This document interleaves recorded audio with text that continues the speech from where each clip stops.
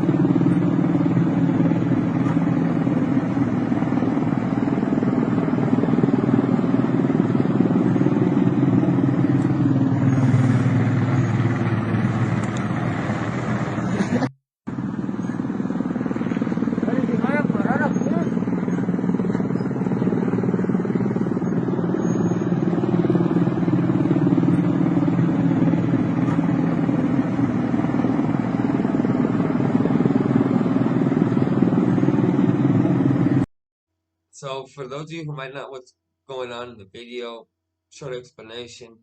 There's a Blackhawk. You can actually see their rounds hitting on the side of the hill. So that's them engaging the enemy, whatever you want to call it. And well, a pretty crazy day yesterday. Let me get into it and I'll break it down for you guys.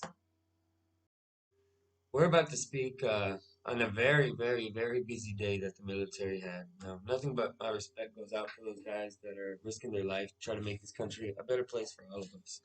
So, La Serena, which is the Marines basically, as well as members of the Mexican army, participated in a firefight with Cartel Jalisco that left 15 members of Cartel Jalisco arrested, as well as 10 military wounded. Now, this is a very high casualty rate, especially for here. You know, it's not too common that more than one or two will end up wounded or maybe one KIA, but you know, it speaks on the fact they probably got ambushed. And on top of that, we're going to get into the fact how they got actually attacked in some cases by the whole town. Now, there was actually four different attacks on military officers in Michoacan when this happened. The one we were speaking on specific that left all the wounded was in Papaltepec.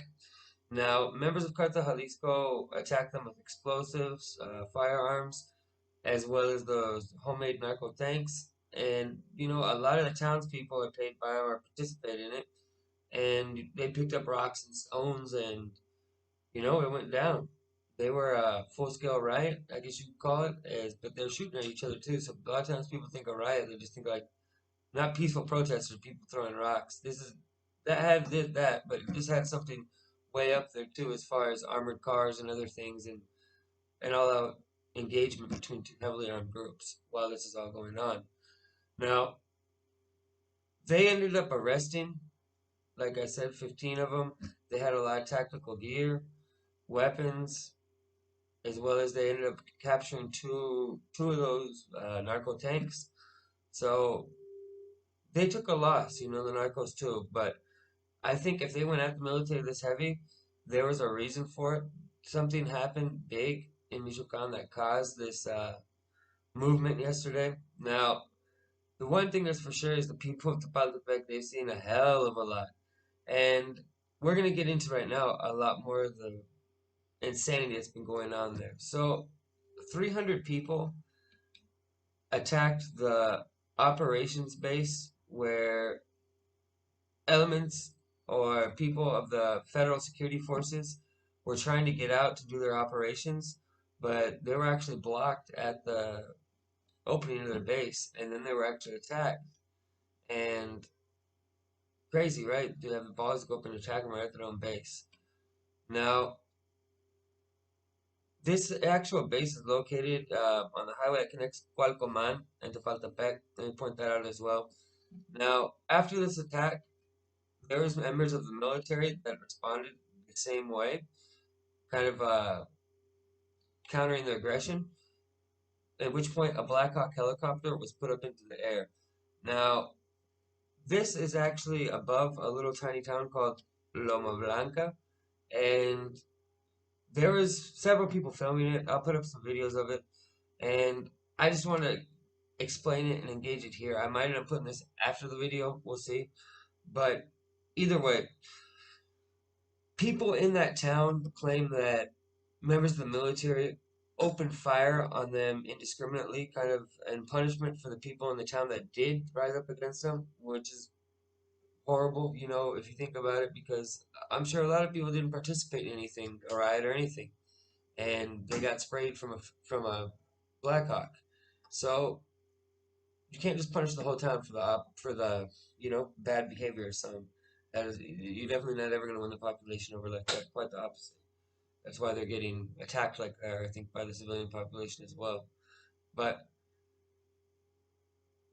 the problem there too is we can see the military is aligned with. Let's break it down to what it is. The military is aligned with the United Cartels, right? And you have the population there who've been bought out or are now working for Cartel Jalisco. So how would you say, their interest is to keep their jobs and people there, their money coming in. So that's what they're doing, and I'm sure they came in there and cleaned out everybody who was working for Carteles Unidos or other groups before.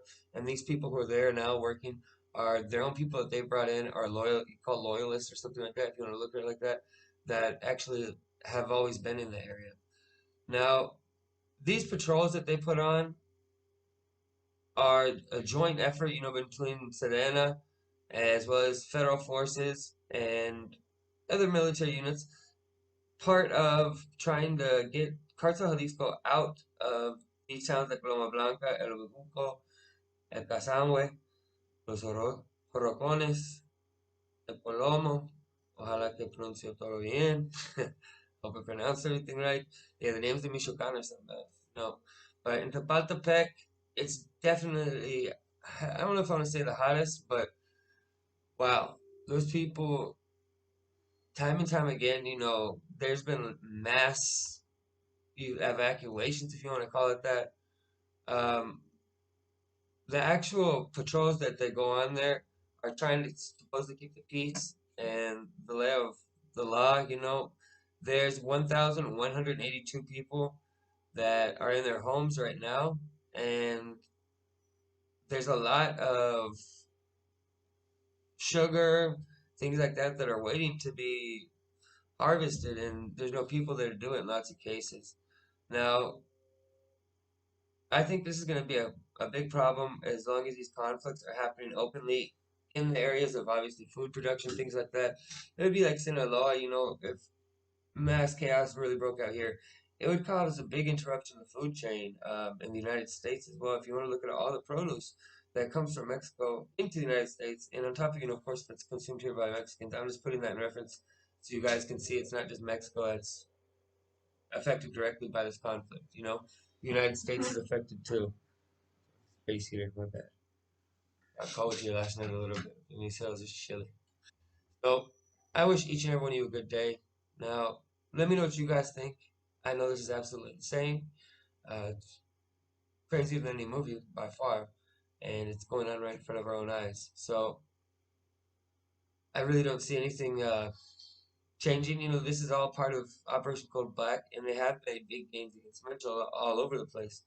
But like I said, it's all about willpower and how much money he has sent away, because he can always move all his men out to the hills, kind of wait it out and just say, well, when this Operation Code Black's over, I'll just come back down and I'll fall twice as hard on my knees.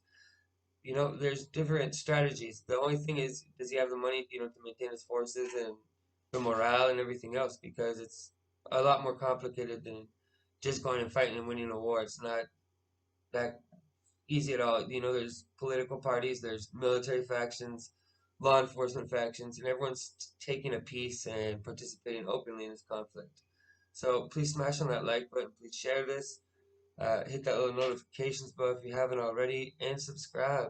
I hope each and every one of you have a superb day. Adios.